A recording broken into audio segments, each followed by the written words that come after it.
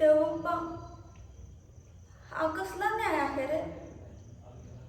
म्हणजे तुझ्या न्यायालयातही काळ्यात पांढरं हा भेदभाव आहेच का? आज मुलगा म्हणून मुकुंदाचं केवढं लाड होतात, त्याला सोनं आणि माझ्या पदरात कोळसा, त्याच्या तोंडी पाची पकवान आणि माझ्या शिळ सडलेलं अन्न, तो वंशाचा दिवा आणि मी